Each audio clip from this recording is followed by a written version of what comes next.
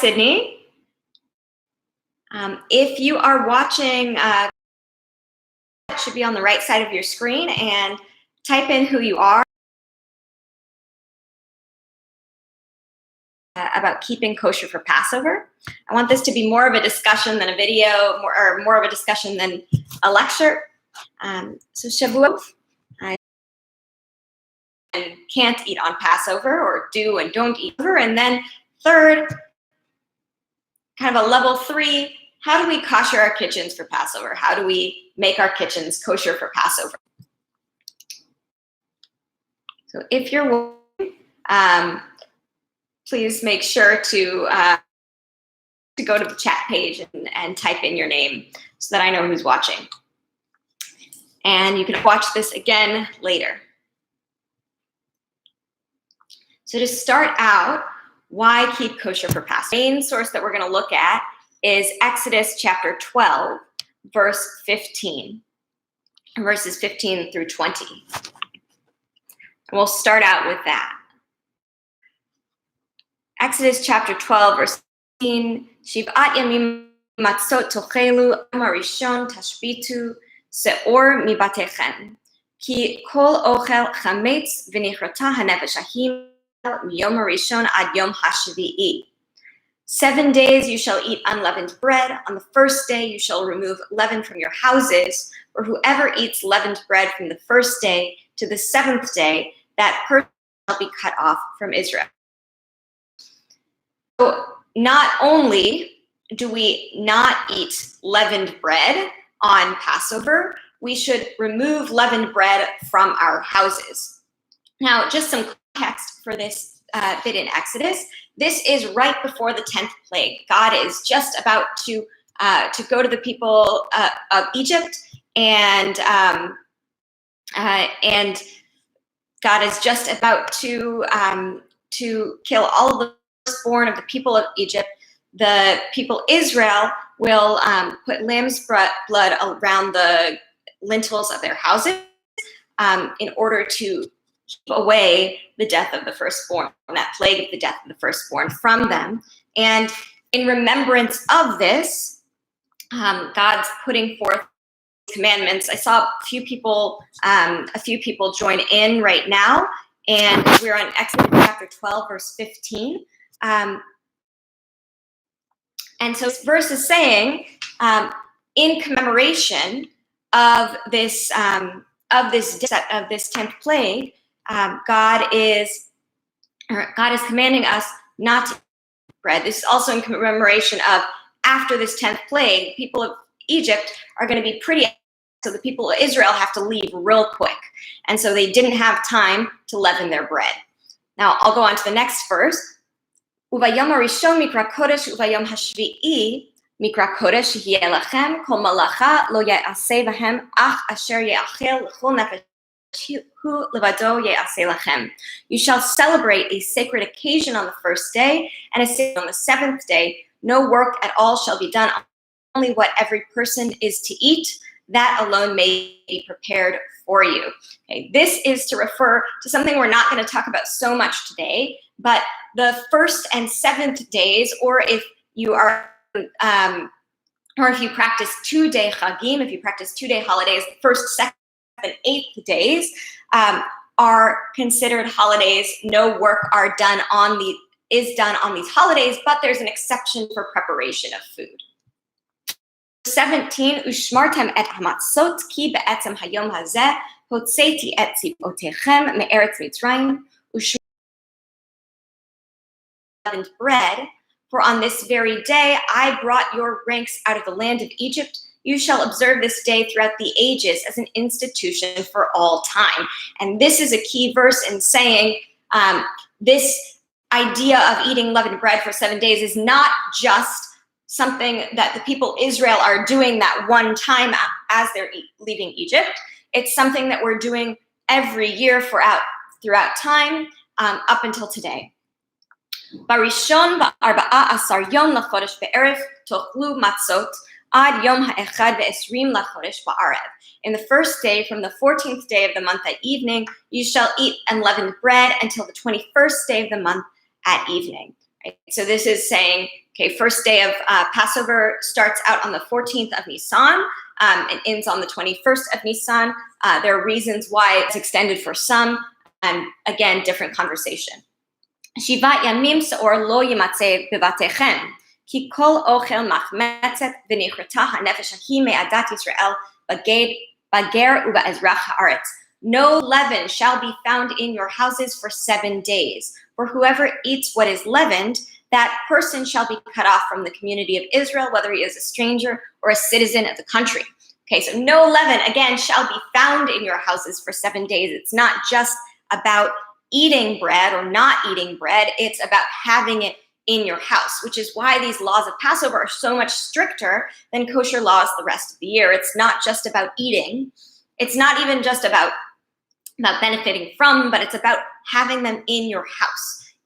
We'll talk about this a little bit later, but that even means pet food, right? So traditionally, if you've got a pet that has food that has some sort of grain in it, now's the time to switch to grain-free pet food. But we'll return to that later.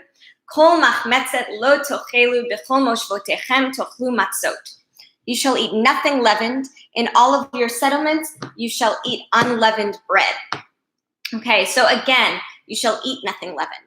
So what comes out of this is that we've got, we're not eating leaven. We're not eating leaven. We're not benefiting from leaven, and we shouldn't have it in our house. So we shouldn't own any leaven. So the laws of Passover are a lot stricter than kashrut the rest of the year. Now, what this extends to halachically is this idea that this idea that's different from kashrut the rest of the year. With kashrut the rest of the year, if you're cooking something and something accidentally falls into your dish that's not kosher. So, for example, you're cooking a pot of meat and a drop of milk falls in.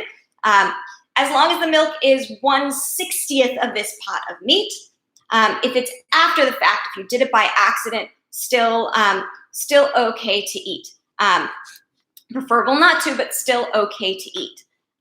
That's called, let me see what the Hebrew for that is. That's called batel b'shishim, canceled in a 60th. As long as it's the 60th of the pot, you're okay.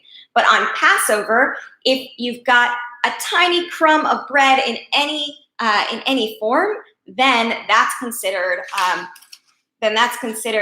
chametz or leaven in any amount. Again, the reason why it's so strict. Okay, so again, let's return back to why keep kosher for Passover. Why do this in the first place? So we've got those Torah verses, right?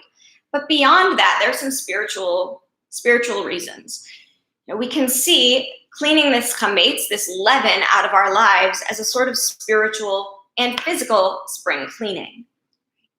That we're putting attention to clearing one physical thing, leaven, out of our lives as a parallel to cleaning whatever stuff we don't want inside us at this time of year. Figuring out what is it in our lives that we can get rid of. Is it a trait? Is it anger? Is it unnecessary anger? Is it stagnation? And so a lot of people will use this time of year, will use the physical practice of cleaning out chametz, of cleaning out the leaven, as a parallel to that spiritual practice of cleaning out whatever it is that you don't want in your personal spiritual life. Again, throughout this whole conversation, please feel free to type questions in, to type thoughts in. I'd love to make this participatory. So Passover isn't just about that, getting rid of chametz. Passover has three main themes. One is this theme of freedom of the past. So now we have the freedom to choose what to or not to eat. We have the freedom to sit down at a meal with our family for hours on end at this Passover Seder. It's about springtime. It's about this idea of this as a harvest season. We have the ability to cultivate at this time of year. And even though we've got this big cultivation, we can still choose to save that for a little bit later. And then there's also a bit of redemption within Passover, that because we earned that freedom in the past, that's a sign to us that we're going to get future freedom in the future. And so we use this time as mindfulness, not just to think of what we can do for ourselves now, but what we can do for our community in future times to get us to that time of redemption. Let's get back to the idea of what to eat, what not to eat on Passover. So the easiest place to start out with is what you don't eat on Passover is the 5 major grains that are listed in Mishnah Pesachim. Mishnah Pesachim, chapter 2, verse 5. That's wheat, barley, oats, spelt, and rye that has been made wet with water and left unbaked for 18 minutes. Now, the made with water thing is kind of on the side, because really any of those things, if they're in a kitchen, can come into contact with water. So traditionally we get rid of all of those things in our house that have the wheat and the barley and oats, spelt, or rye. Keep in mind that these show up in a whole lot of different products. Now, this prohibition is about not owning, seeing, or benefiting from. So again, that means checking for pet food as well. I know that we have a lot of vets in our congregation. So if you're thinking of changing over your pet food for the week, make sure you check with your vet to see what's healthiest for your pet. I just bought Science Diet grain-free pet food for Buddy and Jax online last night as I was preparing this class. Also keep in mind that anything that's not food is okay to keep around. Even if your aluminum foil might be coated with something that you don't know what the ingredients are, that's okay. Aluminum foil, dishwasher, anything that you don't eat, feel free to keep it around. I'm just gonna give you a few examples of stuff that is considered kosher or not kosher for Passover. So for example, I'm gonna look at my video camera. Cheerios have oats, not kosher for Passover. Something that I'm gonna need to give to my food bank before Passover starts, just to make sure that it's out of my house. Similarly, my rigatoni, definitely gonna need to bring that to the food bank. So those things are not kosher for Passover. Now,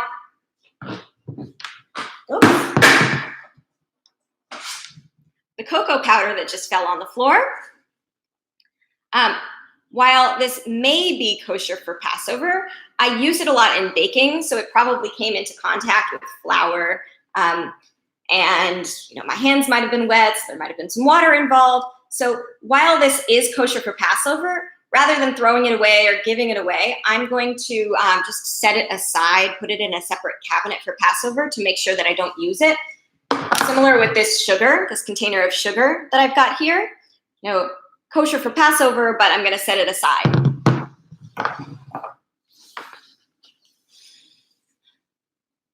So part of this getting ready for Passover, again, is getting rid of whatever food you've got in your house that's not kosher for Passover.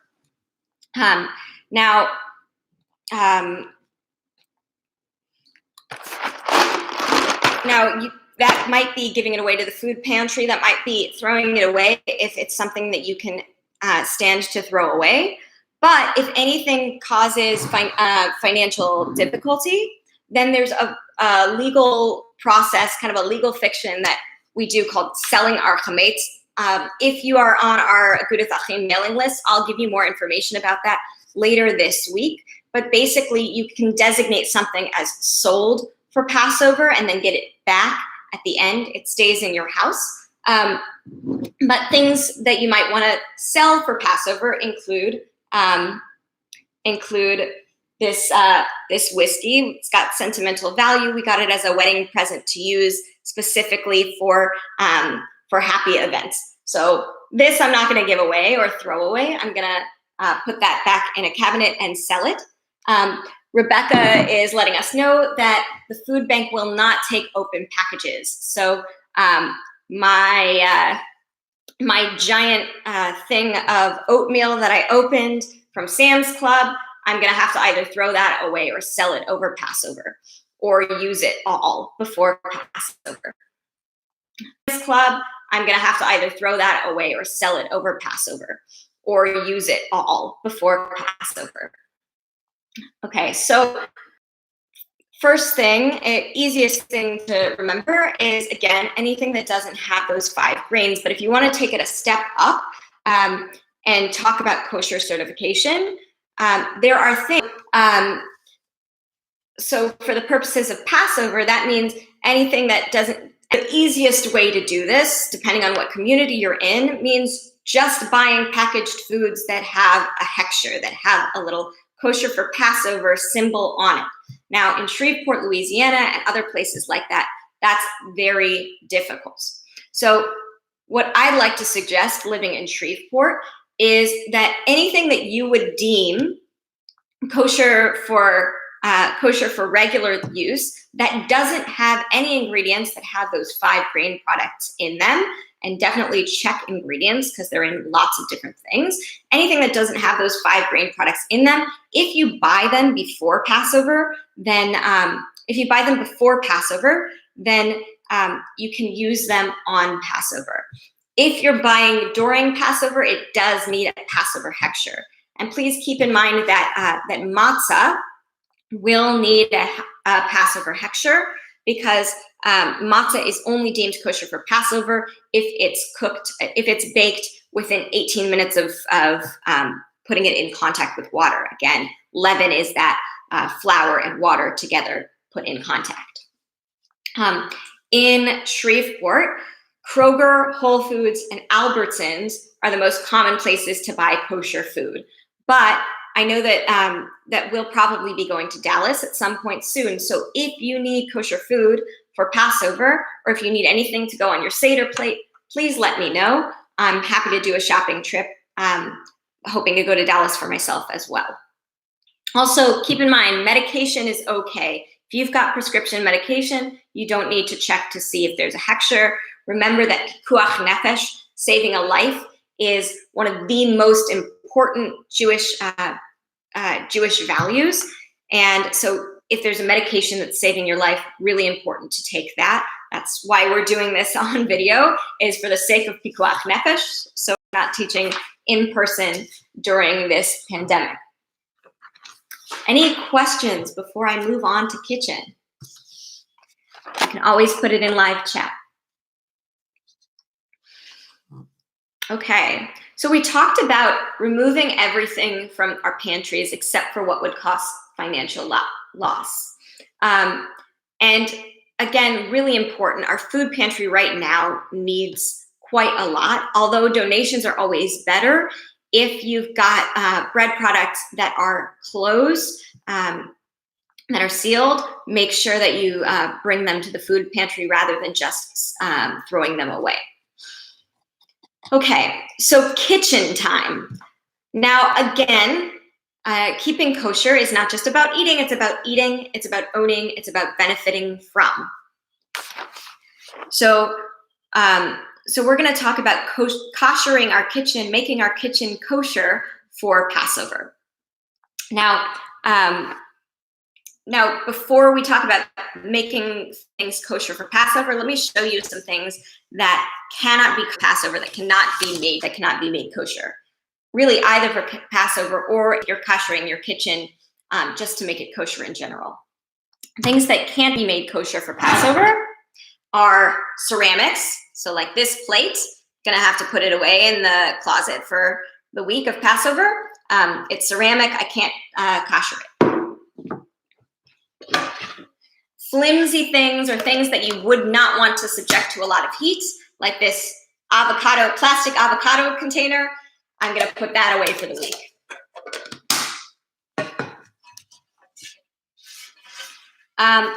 Dishes with a lot of scum on them. So a grill pan, because it's a grill pan, because grease gets on it, I scrubbed it with an SOS brush last night to see if I could get everything off of it. I could not, even after lots of scrubbing. Anything like this that has scum on it, that has little marks on it, even if it's safe to eat from, because you can't get that extra stuff on it, because that chametz might be left on from before, put this away for the holiday. The easiest way to have a kosher kitchen for Passover is to have a completely separate set of dishes, but that can be really expensive. And if you're just eating on plastic and paper, that can get a little bit wasteful depending on your budget. So we are going to head to the kitchen, and I'll show you a few ways to make things kosher.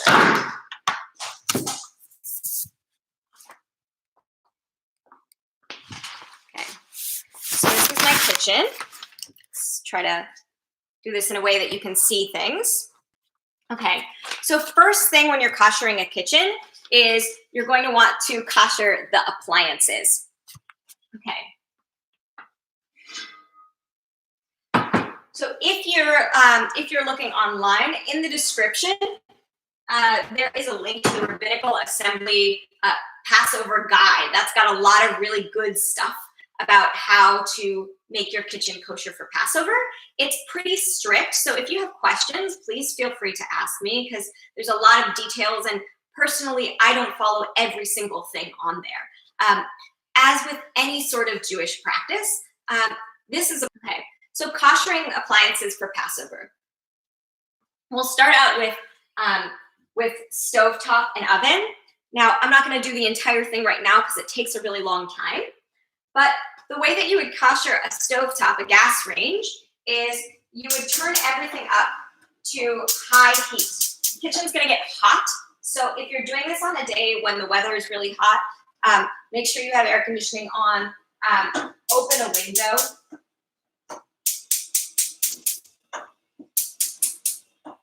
So in order to kosher a gas range, first you would clean the entire gas range. That's what I did last night. And then you would leave the elements on until the elements get to red hot. We're koshering, one of the main ideas of koshering anything is that the stuff that you're trying to get off comes off the way that it came in. So if you've got unkosher stuff, or if you've got chametz stuck on your stovetop, they probably got there by way of heat, by way of direct contact of fire. And so the way that you're getting it out is by putting the fire up real hot. So with the oven, the way that you would kosher the oven is, again, clean out the oven real well, and then you would put the oven on self-clean for however long that takes. After you put it on self-clean, you clean it out really well. I'm not going to put it all the way on self-clean because then I won't be able to use my oven for the rest of the day. But that's how you would do it with the oven. Next thing, microwave oven. You would take a glass that you don't mind putting in the microwave. So for this, I'm going to use a glass mug.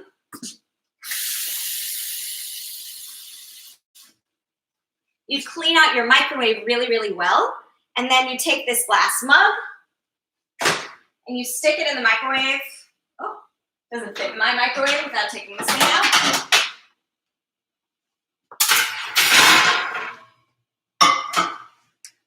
You'd fill the glass mug all the way. You'd stick it in the microwave, and you'd put it in the microwave for long enough that it boils, and there's barely any water left in the glass. You don't want the glass to explode, but you want to make the water lower so that you know that steam has gone through the microwave. So that, again, the way that the stuff got stuck on the microwave is the way that it comes out. So heat out, heat in. So those are appliances. Your sink, what you're going to do for your sink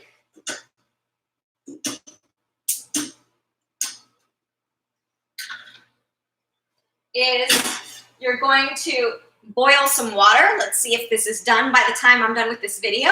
You're going to boil some water, clean off your sink really, really well, and then pour boiling water all over it. Hopefully this will be done so I can show you that, but if not, just know this is how you do it. Same thing with countertops. With countertops, clean your countertop really well, then pour boiling water all over it. Now this doesn't work with all countertops. If you've got a countertop that's got some cracks in it or scratches or something a countertop that you would not want to pour boiling water on, then what you would do is you would cover your countertop with aluminum foil with aluminum foil or contact paper or any other kind of paper, anything that wouldn't rip for the holiday, so that the crumbs that are on the table don't come into contact with your food so that you don't see them. Okay. Other tables, like this table over here, right? You see there are games on it from Shabbat, but you'll see that even though I cleaned it really well last night, it still has a little bit of crumbs on it. And so what I would do for Passover is I'm gonna spray it off. I'm gonna put a tablecloth or paper or something on top of it so that it doesn't come into contact, with my food, so that I can't see any chametz. Seeing is the main thing. Okay. So those are appliances. Also, things like toaster ovens or toasters, because they come into contact with so much chametz, with so much leaven, probably don't want to use them on Passover. You don't have bread anyway, so you don't need to use them. So put those away for Passover as well. Okay, now we're on the level of dishes. So here I've got a pot full of water. One of the ways that you're going to kosher some of your dishes is by hagalah, by dipping in boiling water. Now, this water isn't boiling yet, but let's pretend. So I'm going to heat this up until it's a rolling boil. Again, the way that certain things come into contact with chametz is through heat. So for example, metal things, the way that you would kosher metal things is that you dip them fully in boiling water. What you would do first is you'd wash them and then you'd leave them for 24 hours. Now, I'm going to show you with some of the stuff that I've accidentally made not kosher over the past few months, and therefore I need to make them kosher anyway. I'm going to take some gloves. Make sure you do this with long sleeves and an apron and lots of protective materials because you will get burnt. I like to do them with mitts. And I'll take some tongs and with one mitt, I'll take some tongs. I'll take my metal thing that I'm koshering. I'll take my metal thing that I'm koshering, my spoon. Make sure that the whole thing gets dipped in the boiling water and take it out and it becomes kosher. And I'll do this with all of my other metal things. Now, while plastic isn't really something that you're supposed to kosher, hard plastic, any plastics that you think would be okay in boiling water, like the handle of a knife, is an okay thing to kosher by hagalah. So I'm going to put my knife in here. Make sure that gets koshered all the way. Now I'm going to look at my hot water. It exploded a little bit in the microwave, so I'm going to not put it in for much longer. But you can see that the water receded a little bit, and that should be fine. So my microwave is kosher now. And I'll show you how I would kosher the sink. So I've got my tea kettle with boiling water, and soon after it's boiled, the inside of the sink, and that way I know that even though I already cleaned my sink, that there's no chametz left in my sink.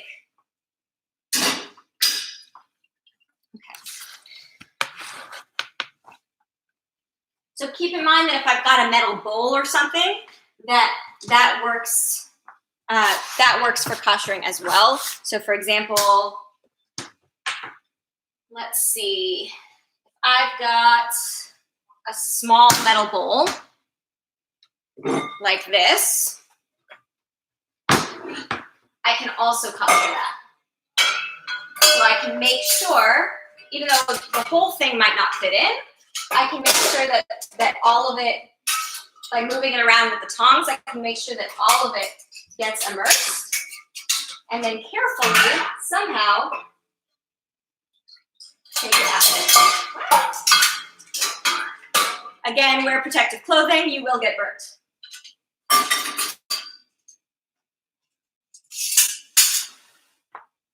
Okay.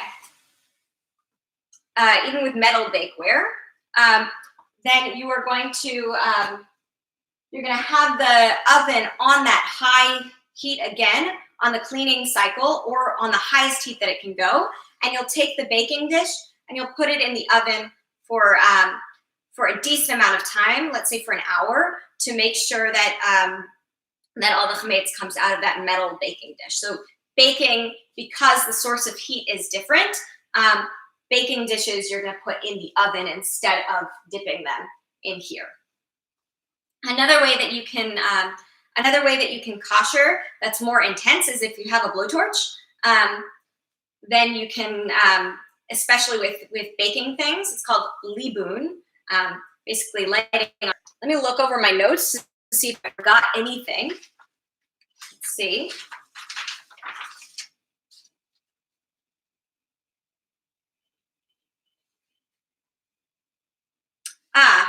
Really important. Two things that are important. One is glassware. There's some debate about glassware, but especially everyone agrees that glassware that you don't put any hot stuff on, like drinking glasses or things like that, that doesn't need to be koshered. You just clean it off, you rinse it, and then it's considered kosher for Passover. With things that you eat hot food with, like plates or dishes or things like that, then that some people will say that you need to do hagalah, you need to do the dipping. Another thing that's good to know is that if you've got china that you haven't used in a year, that's considered kosher after a year of not using it. So you don't have to do anything to china other than just rinsing it off because it's been in the cabinet for a long time. So for example, I've got, we've got this nice antique ceramic stuff that we use for holidays that was passed down for a while.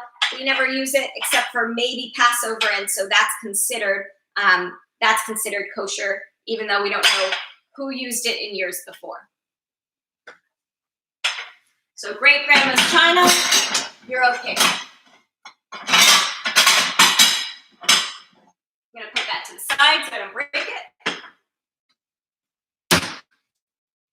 Okay, where this is a great opportunity for spring cleaning. You clean your house thoroughly, you check to see if there are any crumbs, any chips behind the couch. And traditionally this is done with a candle and a feather, and it's quite fun. There's some liturgy that you say along with the process, but basically the point is just to say, my life is cleared of chametz. Okay, so that's all of the basics of how to keep kosher for Passover, how to make your house kosher for Passover. Are there any questions? If you have any questions, put them in the live chat, or you can always email me. Hopefully you know my email, but if you don't, you can message me as well. Thank you so much for learning about Passover with me, about keeping kosher for Passover and keeping your house kosher for Passover. I enjoyed letting you know, and now I'm reminding myself, got to get started. The koshering process usually takes more than a day or two. So so you always want to start early, just so that you don't have to go through that process too quickly. Do it with a friend, and do it with some music playing. It takes a while, but it's definitely worth it. It's definitely worth it. And so have a wonderful Passover. I hope to see you on Wednesday night for my Exploring Judaism class. That's on Zoom. Ask me for more information about that. But you can meet me here on Thursday morning, or you can meet me here, but in the synagogue on Thursday morning at 10 o'clock for some Torah reading and for celebrating Rosh Chodesh, the first of the month of Nisan. You can also see me at the synagogue Friday night at 6 o'clock. All right, have a wonderful morning. Shavua Tov and Boker Tov. Bye.